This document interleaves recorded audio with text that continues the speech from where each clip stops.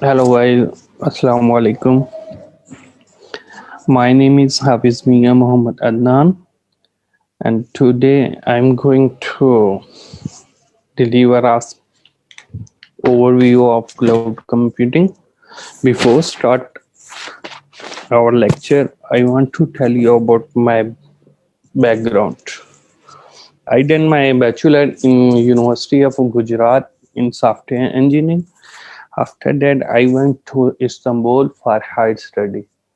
There, I completed my master in big data analysis and management system. Last year, I completed my master. Nowadays, I am doing a job at Vapor VM. At part time, I am doing uh, teach in PNY. I am the member of PNY group. So now I start my topic.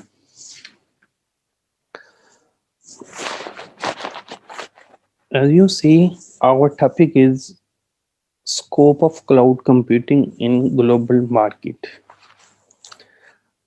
जैसा कि नाम से ही पता चल रहा होगा कि हम जो इस तो आज की प्रेजेंटेशन है, आज की जो वर्कशॉप है वो किसके अबाउट है, क्लाउड कंप्यूटिंग के अबाउट है। तो क्लाउड कंप्यूटिंग का स्कोप ग्लोबल मार्केट के अंदर क्या है।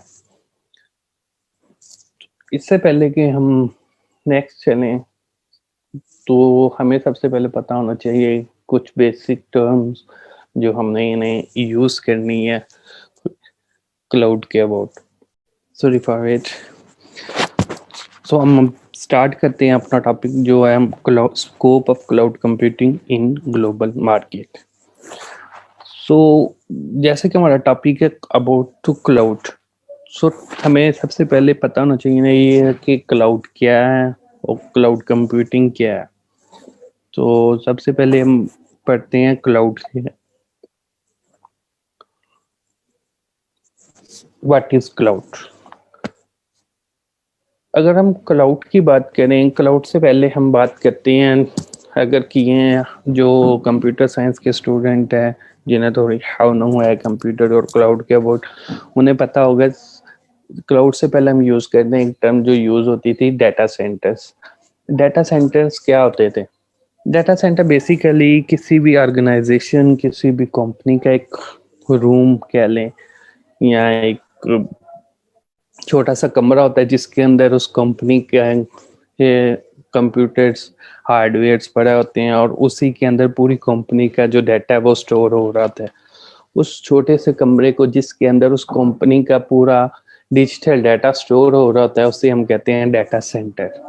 तो मतलब किसी भी ऑर्गेनाइजेशन के अंदर जो उन्हीं का अपना बिल्डिंग बनाया होता है जो जिनमें इस कंपनी का अपना हार्डवेयर भी होता है, सॉफ्टवेयर भी होता है, स्टोरेज भी होती है, सारा कुछ उसी कंपनी के अंदर होता है, उसे कहते हैं क्लाउड डाटा सेंटर। सो अब हम बात करते हैं क्लाउड की। क्लाउड क्या है? अगर हम रीड करें ये सेंटेंस तो लिखा हुआ है the cloud refers to the servers that are accessed over the internet and the software and databases that runs on those servers। तो क्लाउड इन अदर वर्ड्स अगर आसान लैंग्वेज में मैं बताऊं तो क्लाउड बेसिकली ये है कि हम इंटरनेट के थ्रू किसी भी चीज़ को लाइक सॉफ्टवेयर या डेटाबेस को एक्सेस करते हैं, उसे क्या कहते हैं? क्लाउड। अगर ये देखें, अगर अगर मैं आपको ना दिखाता हूँ क्लाउड के एग्जांपल, ये देखें, ये जस्ट सपोज मेरा लैपटॉप है या आपका लैपटॉप है और आप इंटरनेट के थ्रू क्लाउड की सर्विसेज ले रहे हैं। अब क्लाउड की सर्विसेज कौन कौन सी होती हैं? क्लाउड ये है जिसके अंदर वो सारा कुछ है जो डिफरेंट सर्विसेज प्रोवाइड करता है अपने यूजर। किसके through? Just over the internet. Internet के थ्रू आप अपने लैपटॉप से या पीसी से एक्सेस कर सकते हैं। किधर से? क्लाउड से। अब क्लाउड मेरे ख्याल से आपको क्लियर हो गया होगा। तो क्लाउड बेसिकली है क्या? क्लाउड ये है कि इंटरनेट के थ्रू हम कुछ सर्विसेज एक्सेस करते हैं, अलग सॉफ्टवेयर भी हो सकता है, कोई डेटाबेस भी हो सकती है, इसे हम कहते हैं क्लाउड। उसके बाद आ जाते हैं क्लाउड्स की टाइप्स। क्लाउड्स की बेसिकली टाइप्स कितनी है? क्लाउड्स बेसिकली होती हैं तीन तरह के। एक होते हैं पब्लिक क्लाउड, एक होते हैं प्राइवेट क्लाउड, एक होता है हाइब्रिड क्लाउड। पब्लिक क्लाउड क्या होते हैं? पब्लिक क्लाउड बेसिकली सर्विस होती है बाय एन अगर हम एक ना रीड कर लें, public cloud is a service run by an external vendor that may include server in one or multiple data centers. Unlike a private cloud, public clouds are shared by multiple organization. Public की आप बात करें तो public cloud को हम इस तरह अपनी आसान लैंग्वेज में कह सकते हैं, ऐसा क्लाउड जो पब्लिकली अवेलेबल हो। अगर इसके एग्जांपल लें हम, जैसे डिफरेंट होस्टेड हैं जो क्लाउड सर्विसेज प्रोवाइड करती हैं, जो आजकल अगर टॉप 2 की बात करें तो उसके अंदर माइक्रोसॉफ्ट अजूर आता है और AWS अमेजोन वेब सर्विसेज आती हैं जो अपनी सर्विसेज प्रोवाइड करती हैं। ये है पब्लिक क्लाउड की बात।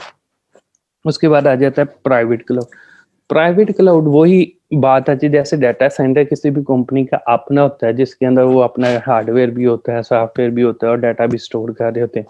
इसी तरह एक प्राइवेट क्लाउड को हम इसी सेंस में कह सकते हैं, लाइक अगर रीड करें तो एक लिखा हुआ है, एक a private cloud is a server that center are distributed network wholly dedicated to one organize. किसी भी एक कंपनी का जो सर्वर है उसे हम कह सकते हैं कि वो प्राइवेट क्लाउड है। उसके बाद आ जाता है हाइब्रिड क्लाउड। हाइब्रिड क्लाउड क्या है?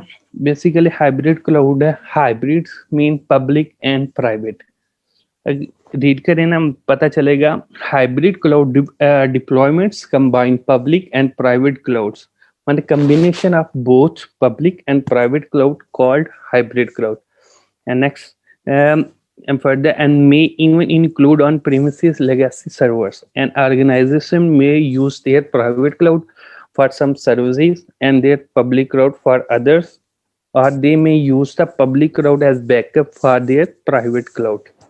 मतलब हाइब्रिड से आप कह सकते हैं ऐसा क्लाउड जो पब्लिक भी हो और प्राइवेट भी हो, उसे क्या कह सकते हैं? Hybrid cloud. अब पब्लिक हाइब्रिड को हम किस एग्जांपल अगर इसकी दें, जस्ट सपोज एक ऑर्गेनाइजेशन है, उसके अंदर उसका जो उसने अपना डाटा स्टोर किया हुआ अपने पास ही, मतलब अपने पास ही स्टोर किया, लेकिन वो कुछ सर्विसेज इंटरनेट से ले रहा है, मतलब कुछ पार्ट उसका क्लाउड का उसका प्राइवेट है और कुछ पार्ट उसका पब्लिक है। इसे हम कह सकते हैं हाइब्रिड क्लाउड। हाइब्रिड क्लाउड के बाद आ जाता है हमारा नेक्स्ट टॉपिक, तो क्लाउड कंप्यूटिंग बेसिकली क्या है। हमने सबसे पहले देखा है कि क्लाउड क्या है। क्लाउड क्या अबाउट क्लाउड वो है जिससे हम अपने भी लैपटॉप या इंटरनेट या पीसी की को इंटरनेट के थ्रू एक्सेस करते हैं किसी भी सर्विस को, उसे हम क्लाउड कैसे नहीं। सर्विसेज वगैरह कोई सॉफ्टवेयर हो सकता है, कोई डेटाबेस हो सकता है, इसे हम क्लाउड कहते हैं। क्लाउड के बाद आ जाती हैं, मैंने बताया था क्लाउड होता क्या है, क्लाउड की डायग्राम बताई है, तो इंटरनेट के थ्रू हम एक्सेस करते हैं। उसके बाद आ जाती हैं उसकी टाइप्स ऑफ क्लाउड आ जाती हैं, पब्लिक क्लाउड है, प्राइवेट क्लाउड है और हाइब्रिड क्लाउड है। हाइब्रिड क्लाउड के बाद आ जाता है पब्लिक क्लाउड। पब्लिक क्लाउड क्या होता है? जो पब्लिकली अवेलेबल हो, तो उसे हम पब्लिक क्लाउड कह सकते हैं। इसके एग्जाम्पल माइक्रोसॉफ्ट अजूर है, फिर AWS है। उसके बाद आ जाते हैं प्राइवेट क्लाउड। प्राइवेट क्लाउड ये किसी भी एक ऑर्गेनाइजेशन का क्लाउड उसे कह सकते हैं हम, जो प्राइवेट ही सिर्फ एक ही स्पेसिफिक ऑर्गेनाइजेशन के लिए हो, उसे प्राइवेट क्लाउड कह सकते हैं। उसके बाद आ जाता है हाइब्रिड क्लाउड। हाइब्रिड क्लाउड ये जो पब्लिक और प्राइवेट दोनों पब्लिक और प्राइवेट दोनों का मिक्सर मर्ज करके हम यूज करते हैं। वो कहते हैं कुछ सर्विसेज उसकी प्राइवेट होती हैं, कुछ पब्लिक होती हैं, उसे हम हाइब्रिड क्लाउड कहते हैं। उसके बाद आ जाता है हमारा topic, what is cloud computing. Cloud computing क्या है? Cloud computing is the delivery of different services through the internet. These resources include tools and applications like data storage, servers, database, networking, and software. अगर इसे समझे तो लिखा हुआ है cloud computing basically क्या है? Delivery of different services through the internet. But different services internet के थ्रू डिलीवर करने को क्या कहते हैं? Cloud computing. These resources include tools and applications like data storage, database आ गई, databases, networking सॉफ्टवेयर, मतलब क्लाउड इंटरनेट के थ्रू डिफरेंट सर्विसेज लेने को हम क्या कहते हैं, क्लाउड कंप्यूटिंग। क्लाउड कंप्यूटिंग के बाद आ जाता है बेनिफिट्स। तो हम क्लाउड कंप्यूटिंग को यूज क्यों करते हैं? कॉस्ट इफेक्टिव, सबसे पहला जो प्लस पॉइंट है उनका क्लाउड का वो ये है, तो कॉस्ट इफेक्टिव है। उसके बाद ये ग्लोबल ऐप जहां मर्जी, कॉस्ट इफेक्टिव इस सेंस में है, जस्ट सपोज आप एक ऑर्गेनाइजेशन चला रहे हैं, उसके अंदर 2000 प्लस एम्प्लॉयज काम करते हैं, हमने सबका डाटा स्टोर करना है, फिर प्रोडक्शन लाइन का भी डाटा स्टोर करना है। तो आप अगर अपना हार्डवेयर भी परचेज करें तो वो काफ़ी कॉस्ट एक्सपेंसिव हो जाता है। कॉस्ट एक्सपेंसिव हो जाएगा, मतलब अगर जस्ट सपोज आप, ये एग्जांपल, अगर आपको नीड है 1 TB की हार्डवेयर स्टोरेज की, तो आपको 10 TB ले लेते हैं, वो भी कास्ट इफेक्टिव। जो 1 TB यूज हो रहा है, जो 9 TB नहीं यूज हो रहा, वो भी कास्ट तो बढ़ गई, तो क्योंकि वो तो हमने बाय करना ही करना है। जस्ट यहाँ फिर आपने 1 TB का लिया हुआ है, सर्वर है आपका, तो लेकिन, hello Anil, how are you?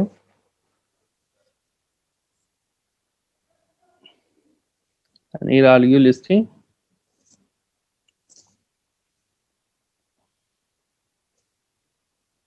Hello Anil.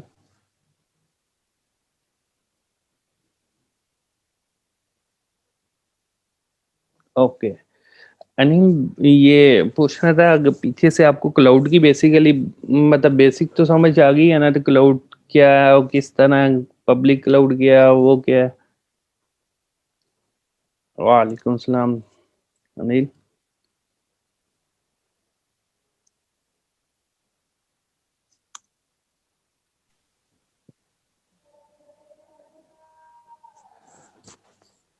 Please attendance mark कर दी जो जो ऑनलाइन है, और अगर किसी को कोई क्यूरी हो तो मेरे से पूछ सकते हैं उसी टाइम।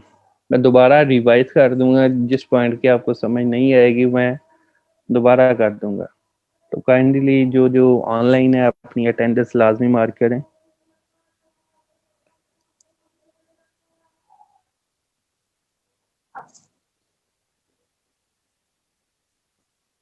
कौन कौन है इस टाइम ऑनलाइन? अनिल है, ठीक है। अनिल, पीछे से समझ आ गई आपको सारी, क्लाउड क्या है, क्लाउड कंप्यूटिंग क्या है, क्लाउड्स की टाइप कौन कौन सी हैं, कौन सा क्लाउड की कब यूज करते हैं, लाइक?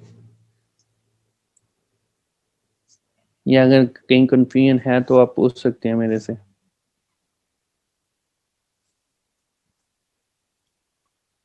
अगर सब ओके है तो फिर बताएं, फिर मैं आगे फॉरवर्ड करता हूँ।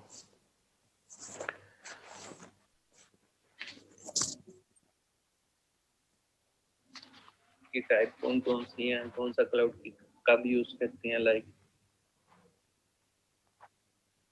या अगर कहीं कंफ्यूजन है तो आप पूछ सकते हैं मेरे से।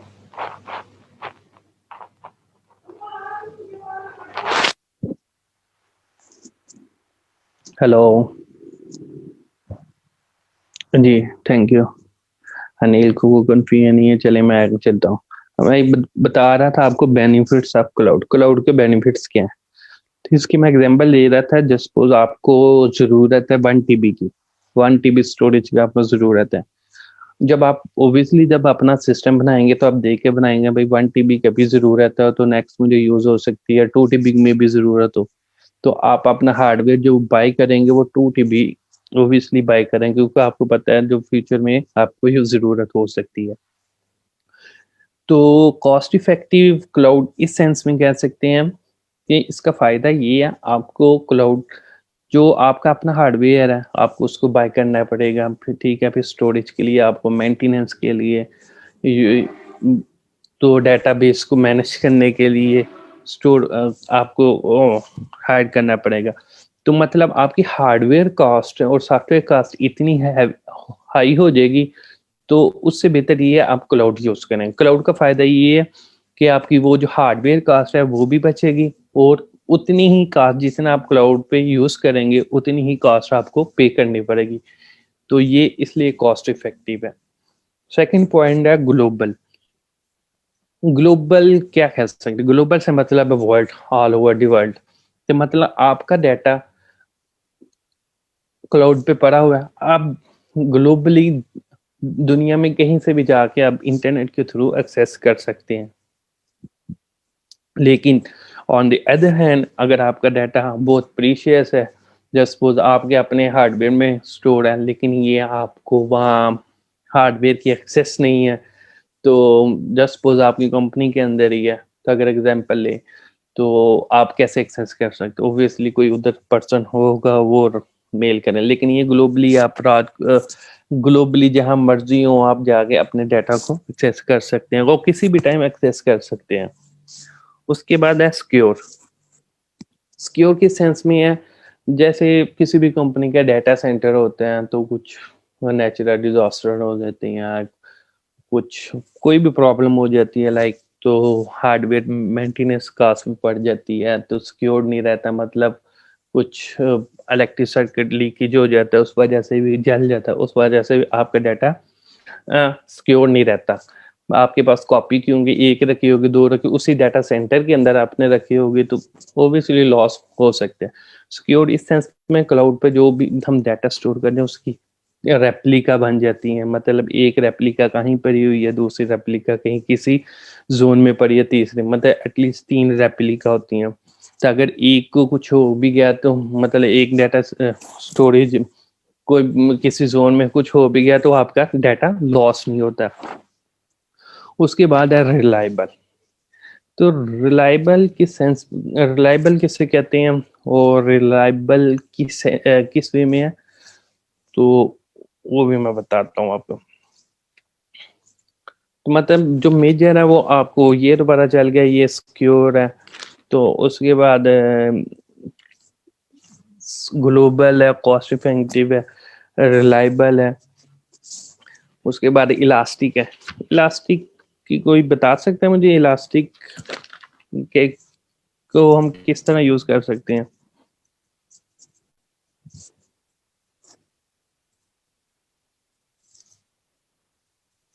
जी अनिल, बता सकते हैं आप रिलायबल कैसे क्लाउड हो सकते हैं? उसके बाद आ जाते हैं सिक्योर है, रिलायबल है। रिलायबल इस सेंस में है कि तो आपको टेंशन नहीं होती, जैसे वो कहने डालेंस लिया तो डालेंस तो रिलायबल है, एग्जांपल सुनी होगी, टेंशन नहीं होती। स्केलेबल है, स्केलेबल इस सेंस में कि आप अगर आपको कितना कितना स्केल में चाहिए, जस्ट सपोज आपको 1 TB, वही पहले वाली जो एग्जांपल है वही देता हूँ। अगर आपको 1 TB यूज करना है या यूज चाहिए, तो आप 1 TB यूज करना है, आपको पे भी 1 TB के पढ़ने पड़ेंगे। अगर आपको जस्ट सपोज आप वो काम कर रहे हैं और सडन आपको जरूरत पड़ जाती है, 1 TB से एक्सीड हो जाता है, तो ये ऑटो स्केलेबल है। तो मतलब आपको टेंशन नहीं होगी भाई हमारा डाटा लॉस ना हो जाए भाई, क्योंकि आपने बाय तो 1 TB किया हुआ है। तो इसलिए ये स्केलेबल है, मैक्सिमम मिनिमम। अगर आपको 1 TB से कम जरूरत है, जस्ट सपोज आपकी कम जरूरत है, तो आपका स्केल जो साइज है वो कम हो जाएगा, और जितना कम होगा उतनी कॉस्ट आपको कम पड़ेगी। और उसके बाद याद आता है इलास्टिक। इलास्टिक क्या है अनिल, समझ आ रही?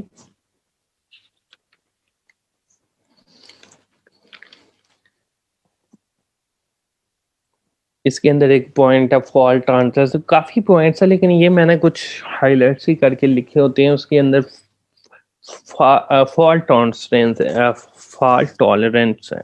उसके अंदर ये है कि आप सर्वर को जहाँ से मर्जी एक्सेस करेंगे, जीरो डाउन टाइम में इसकी सर्वर का आएगा आपका। सर ये नहीं हो सकता है, तो अगर स्पीड है, आपको इंटरनेट मिल रहा है तो आप एक्सेस कर सकते हैं, तो ये नहीं हो सकता आपका सर्वर डाउन हो सकता है, इसकी भी टेंशन है ये। उसके बाद आ जाता है इलास्टिसिटी। इलास्टिसिटी वैसे क्या है, एबिलिटी होती है किसी को एक्सपेंड करने की, कंप्यूटिंग रिसोर्सेज को एक्सपेंड करने। इलास्टिसिटी आपने इलास्टिक का सुना होगा, मतलब जो काम और ज्यादा हो जाती है। तो इस तरह क्लाउड के अंदर भी आप जो सर्विसेज हैं, जो कंप्यूटिंग रिसोर्सेज आप ले रहे हैं, जस्ट सपोज आप क्लाउड से एक वर्चुअल मशीन लेती हैं, एक और सॉफ्टवेयर लेती हैं, आप डाटाबेस लेती हैं, ये सारी उसकी रिसोर्सेज हैं, क्लाउड की सर्विसेज हैं। तो आप इलास्टिसिटी से मुराद ये है, तो आप अपने जो रिसोर्सेज हैं, जो सर्विसेज है, वो कम और ज्यादा कर सकते हैं। कॉस्ट इफेक्टिव मैंने पहले बता दिया है, तो as you pay, as you use as you pay. तो उसके बाद ग्लोबल, अब जहां मर्जी से एक्सेस कर सकते हैं। सिक्योर है, सिक्योर इस सेंस में आप लोग का डाटा सिक्योर होता है, एक नहीं 3 रेप्लिका बनाई होती हैं उन्होंने। उसके बाद रिलायबल है, उसके बाद स्केलेबल है, आप जितना मर्जी एक्सपेंड कर सकते हैं, कम कर सकते हैं। इलास्टिसिटी, आप रिसोर्सेज हैं, जो सर्विसेज हैं वो अपनी कम कर सकते हैं, ज्यादा कर सकते हैं। उसके बाद जाते हैं क्लाउड कंप्यूटिंग। पहले मैंने बताई थी क्लाउड्स की टाइप, प्राइवेट, पब्लिक और हाइब्रिड।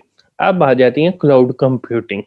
क्लाउड कंप्यूटिंग मैंने स्टार्ट में बताया था क्या था। क्लाउड कंप्यूटिंग बेसिकली क्या है, the delivery of different services through the internet. मतलब डिफरेंट सर्विसेज इंटरनेट के थ्रू डिलीवर करने को क्लाउड कंप्यूटिंग कहते हैं। क्लाउड की डिफरेंट सर्विसेज को इंटरनेट के थ्रू डिलीवर करने को क्लाउड कंप्यूटिंग कहते हैं। क्लाउड कंप्यूटिंग फिर आ गया जाती है, पहले सॉफ्टवेयर एज ए सर्विस, फिर आ जाती है platform as a service, third है infrastructure as a service. Software as a service, software as a service क्या, इसे आप इस सेंस में कह लें, अगर एक दफा रीड कर लें, instead of user installing an application on their device, SaaS applications are hosted on cloud servers and user access them over the internet। मतलब बेसिकली आप तो बात रहे हैं क्लाउड, और ये क्लाउड की आगे, क्लाउडिंग की कंप्यूटिंग की आगे टाइप है SaaS। तो सारा कुछ आपने एक्सेस करना है क्लाउड को, SaaS ही किससे करना है, इंटरनेट। तो जितना भी हम करेंगे ओब्वियसली इंटरनेट के थ्रू ही होगा, इंटरनेट के बगैर कुछ नहीं, क्योंकि हम क्लाउड पढ़ रहे हैं तो क्लाउड को एक्सेस इंटरनेट के थ्रू ही होगी। सॉफ्टवेयर एज ए सर्विस में आप इस तरह कह सकते हैं, इसकी आप एग्जांपल लें, जैसे हमारे पास जीमेल है, याहू है, जितनी भी हमारे पास ये ऐप है लाइक जीमेल हम यूज करते हैं, उसके अंदर ये है, उसकी मेंटेनेंस हम नहीं करते, सिर्फ हम उसका यूज करते हैं, देखिए लिखा हुआ है, instead of user installing an application on their device, SaaS application are hosted on cloud server. मतलब क्लाउड सर्वर पे ओब्वियसली पड़ी हुई है जो जिसे हम यूज करें, एंड यूजर असेस देम, मतलब हम उधर उधर से क्लाउड से उसे एक्सेस करते हैं ओवर द इंटरनेट के थ्रू, और उसे हम यूज करते हैं। इसके एग्जांपल आप ऐसे कर सकते हैं, लाइक रेंटिंग अ हाउस। एक हम रेंट पे घर ले लेते हैं जो बना बनाया होता है, जिसके अंदर हर चीज होती है, हम जिस सिर्फ क्या करते हैं, यूज करते हैं, ना हम उसमें मॉडिफाई कर सकते हैं, ना हम उसमें कुछ कम कर सकते हैं, ना ज्यादा कर सकते, जो एज टी जैसे होते हैं वैसे ही यूज कर सकते हैं। इसकी जो बेस्ट एग्जांपल है वो आप जीमेल कह सकते हैं, याहू कह सकते हैं, ये है। उसके बाद सेकंड जो टाइप है वो है platform as a service, sorry, इसे पास भी कहते हैं। इसे बाहर लेते हैं, in this model companies don't pay for hosted application, instead they pay for the things they need to build their own applications. तो समझ आए किसी को? सैस तो हमारे पास होगी, लाइक वो हमने वो यूज कर रहे हैं एज ए सर्वर, हम यूज कर रहे हैं, सॉरी एक सेकेंड, आगे आ जाते PaaS. Platform as a service, in this model companies don't pay for host application, instead they pay for the things and they need to build their own application. PaaS vendor offer everything necessary for building an application, including development tools, infrastructure and operating system over the internet. PaaS can be compared to renting all the tools and equipment necessary for building a house instead of renting the house itself. मतलब जो SaaS है उसके अंदर हम ये rent आ house करते हैं, मतलब एक घर लेते हैं उसे यूज करते हैं, इस तरह हम सर्विस लेते हैं, हम उसे सिर्फ यूज करते हैं। और पास के अंदर ये है, हम घर नहीं लेते, लेकिन हम करते क्या है, हम इक्विपमेंट्स लेते हैं, मतलब चीजें लेते हैं और खुद ही बिल्ड करते हैं अपने। जस्ट सपोज हम कोई एप्लीकेशन बिल्ड करने जा रहे हैं, SaaS हमें प्लेटफॉर्म प्रोवाइड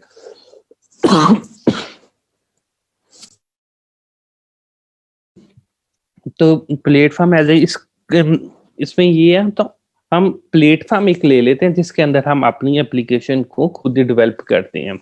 तो ये जो क्लाउड है वो हमें सर्विसेज प्रोवाइड कर देता है, वो कहता है खुद ही अपनी एप्लीकेशन बिल्ड करो। इसके एग्जांपल ये देखें, माइक्रोसॉफ्ट हजूर है या AWS है, ये इसके एग्जांपल्स है। उसके बाद याद आ जाता है इंफ्रास्ट्रक्चर एज अ सर्विस। इसे पढ़ लेते हैं। In this model a company rents the servers and storage they need from a cloud provider. They then use that cloud infrastructure to build their application. As is like a company leasing a plot of land on which they can build whatever they want, but they need to provide their own building equipment and materials. इसमें ये कह रहा है कि जो cloud है वो basically equipments हैं वो प्रोवाइड करता है, किसके लिए? एप्लीकेशन को बिल्ड करने के लिए। इसकी एग्जांपल आप ले सकते हैं, अजूर AWS है।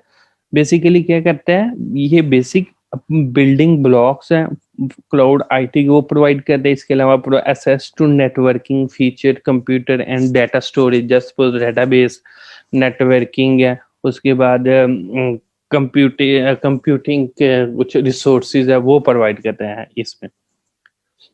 इसके बाद आ जाता है क्लाउड प्रोवाइडर। तो हमारे पास ये मैं क्लाउड तो कर रही हैं, क्लाउड का भी हमें पता चल गया, क्लाउड कंप्यूटिंग का भी पता चल गया, उसके बाद क्लाउड की टाइप का भी हमें पता चल गया, उसके बाद क्लाउड कंप्यूटिंग की टाइप्स हैं उनका भी पता चल गया। अब ये क्लाउड प्रोवाइड कौन से है, तो ये कुछ हाईलाइट्स मैंने की हुई हैं। जो टॉप 1 पे है वो AWS, जैसे हम अमेजोन वेब सर्विसेज कहती हैं, इनकी 400 समथिंग मोर देन 400 इनकी सर्विसेज है जो प्रोवाइड करती हैं। उसके बाद माइक्रोसॉफ्ट अजूर है जो सेकंड नंबर पे है। Most people and organization use Azure, लेकिन AWS वो टॉप 1 पे है, टॉप 2 पे ये माइक्रोसॉफ्ट अजूर है, फिर गूगल क्लाउड है, अलीबाबा है, IBM है, ओरेकल है, सेल्सफोर्स है और SAP। ये सब वो ऑर्गेनाइजेशन है जो सर्विसेज प्रोवाइड करती हैं किसकी? क्लाउड की। अब क्लाउड के अंदर सर्विसेज कौन कौन सी होती है? वो डिफरेंट सर्विसेज होती है, लेकिन हम जो इधर डिस्कस करेंगे, थोड़ा सा ओवरव्यू लेंगे वो माइक्रोसॉफ्ट अजूर है, क्योंकि हमारा जो नेक्स्ट टास्क है तो वो हम माइक्रोसॉफ्ट अजूर पे ही काम करेंगे। तो माइक्रोसॉफ्ट अजूर है क्या, माइक्रोसॉफ्ट अजूर की सर्विसेज कौन कौन सी और किस तरह हमने इसको यूज करना है। माइक्रोसॉफ्ट अजूर क्या अबाउट थोड़ा सा पढ़ लेते हैं। Microsoft Azure formally known as window Azure. Basically क्या विंडो है माइक्रोसॉफ्ट को, क्या है माइक्रोसॉफ्ट जो विंडो जिन्होंने बिल्ड की है, तो माइक्रोसॉफ्ट इसीलिए से माइक्रोसॉफ्ट अजूर उन्हीं का है माइक्रोसॉफ्ट के, इसलिए हम विंडो अजूर भी इसे कह सकते हैं।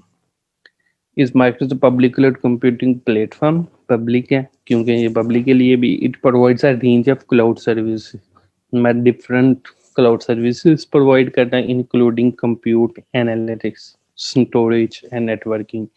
User can pick and choose from these services to develop and scale new application or run existing applications. ये थोड़ा सा ओवरव्यू है माइक्रोसॉफ्ट अजूर का। जो लिखा हुआ उसमें कह रहा है तो माइक्रोसॉफ्ट अजूर एक विंडो अजूर भी कह सकते हैं इसे, जो डिफरेंट सर्विसेज प्रोवाइड करता है, जिसके अंदर आ जाते हैं कंप्यूटर एनालिस्ट, स्टोरेज आ जाती है, नेटवर्किंग आ जाती है, एनालिटिक्स आ जाती है, ये सारी सर्विसेज प्रोवाइड करता है। तो अब यूज़र पे वो कुछ जो अपनी उस हिसाब से अपने हिसाब से जो उसने यूज़ करना है उसके हिसाब से वो यूज़ कर सकता है। उसके बाद आ जाता है माइक्रोसॉफ्ट अजूर के अबाउट पढ़ लिया, तो माइक्रोसॉफ्ट अजूर है क्या उसके अबाउट थोड़ा सा हम देख लेते हैं। तो क्यों हम कहते हैं कि माइक्रोसॉफ्ट अजूर बेस्ट है, क्योंकि ये एक तो सिक्योरिटी के लिए सब सिक्योर है, उसके बाद स्केलेबल है, जितना हम यूज करेंगे, ग्लोबल एक्सेस है, वही क्लाउड के पॉइंट्स आ गए, हाइब्रिड क्लाउड है, ठीक है, फ्लेक्सिबिलिटी है, इसके अंदर आप कम और ज़्यादा कर सकते हैं अपने सर्विसेज को, अपने रिसोर्सेज को, हाइब्रिड क्लाउड है। उसके बाद आ जाता है ग्लोबल एक्सेस है, स्केलेबल है, सिक्योरिटी है इसकी, मतलब ये सारे पॉइंट्स है काफ़ी इसके बेनिफिट्स है, लेकिन ये मैंने हाईलाइट कुछ फ्यू ही किए हैं बेसिकली समझाने के लिए, आइडिया देने के लिए कि भाई क्लाउड माइक्रोसॉफ्ट अज़ूर या क्लाउड के फ़ायदे क्या है। उसके आ जाते हैं माइक्रोसॉफ्ट अज़ूर के बेनिफिट्स। पहले मैंने बताया था क्लाउड के बेनिफिट्स, तो सेम मिलते जुलते ही हैं, लेकिन ये कुछ डिफरेंट होंगे। लेकिन ये वही पहला पॉइंट आ गया, जैसे देखें लिखा हुआ ability to scale on demand, मतलब आपने जितना यूज करना है उतना ही आप यूज कर सकते हैं। अगर ज्यादा करना है तो आप स्केल अप, एंड अगर कम करना है तो स्केल डाउन। मतलब स्केल अप और स्केलेबिलिटी, इसे कहते हैं स्केलेबिलिटी। तो स्केल अप और स्केल डाउन कर सकते हैं, ये इसका फायदा है। फ्लेक्सिबल, हम फ्लेक्सिबल, इस फ्लेक्सिबल किसी भी चीज़ को कहते हैं, मतलब कि जितना भी कम ज्यादा कर सकते हैं। रिसोर्सेज हैं जो इसकी सर्विसेज आप कम भी मतलब एक यूज करना चाहते हैं, आप दो यूज करना चाहती हैं, इसकी डिफरेंट सर्विसेज है।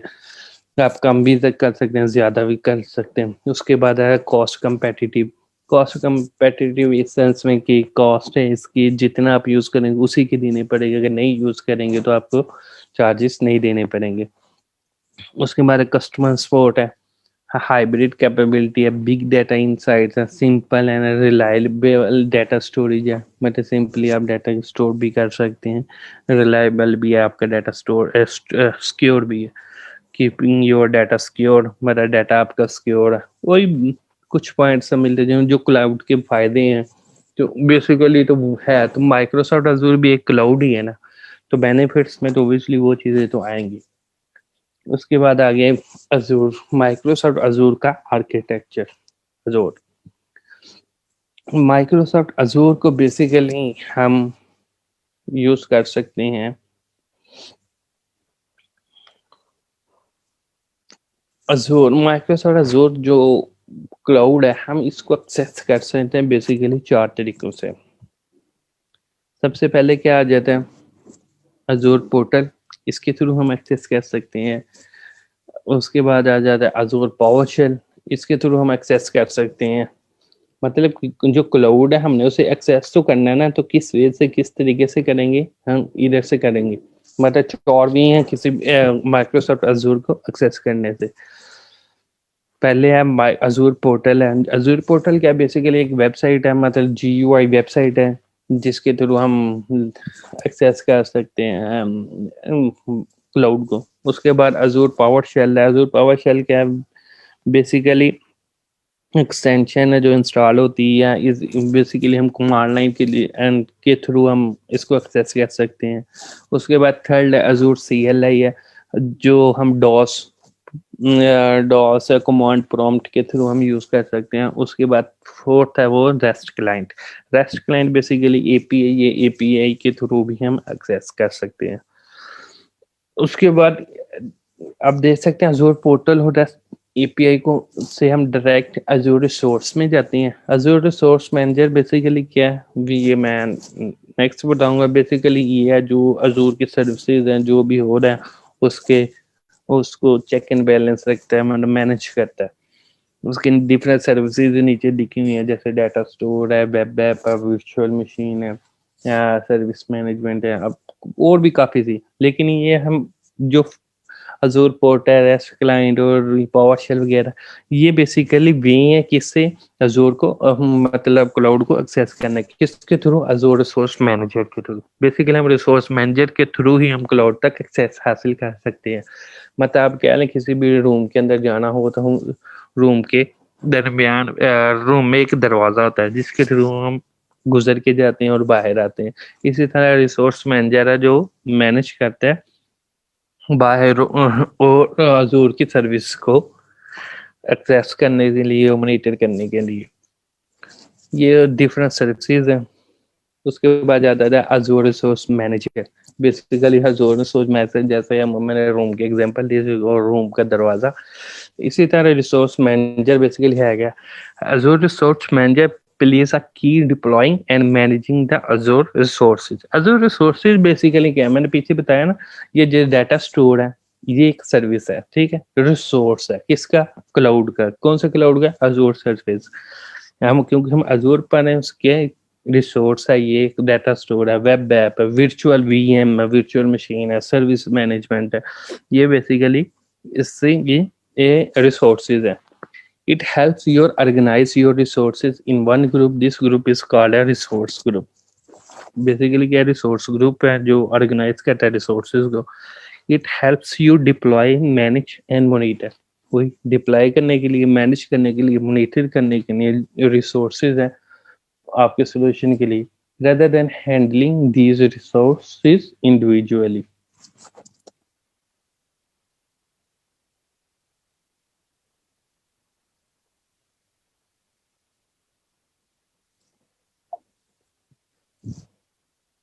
उसके बाद ये अजूर की कोर सर्विसेज हैं जो उसके अंदर कंप्यूट है, नेटवर्किंग। कंप्यूट के अंदर भी डिफरेंट सर्विसेज, बेसिकली आप कह रही है ग्रुप है कंप्यूट का जिसके अंदर डिफरेंट सर्विस प्रोवाइड। नेटवर्किंग के अंदर एक ग्रुप नेटवर्किंग है जिसके अंदर डिफरेंट नेटवर्किंग ये सर्विसेज प्रोवाइड की। फाइल स्टोरेज है जिसके अंदर डिफरेंट तरह की फाइल स्टोर करता है।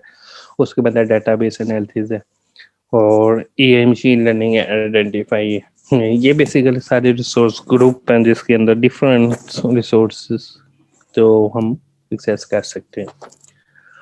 बेसिकली ये था हमारा आज का टॉपिक, और आप कह सकते हैं हमारी एक छोटी सी वर्कशॉप थी जिसके अंदर हमने बेसिकली आइडिया सा लेना था। तो क्लाउड क्या है, क्लाउड कंप्यूटिंग क्या है, और क्लाउड्स की टाइम कितनी है, क्लाउड कंप्यूटिंग की टाइम्स क्या है, सब में फर्क क्या है, हमारा क्लाउड और डिफरेंट डाटा सेंटर्स में क्या फर्क है, डाटा सेंटर क्या होता है वो भी मैंने आपको बताया, क्लाउड क्या है वो भी बताया, क्लाउड सर्विसेज क्या है, क्लाउडिंग कंप्यूटिंग क्या है वो भी बताया। तो माइक्रोसॉफ्ट अजूर की कुछ सर्विसेज है मैंने वो उसका भी बताया। तो अब बेसिकली ये डीप में तो नहीं, मैं आपको इसी में बता सकते हैं। नेक्स्ट लेक्चर में इंशाल्लाह हम स्टार्ट करेंगे माइक्रोसॉफ्ट अजूर की प्रॉपर वर्किंग।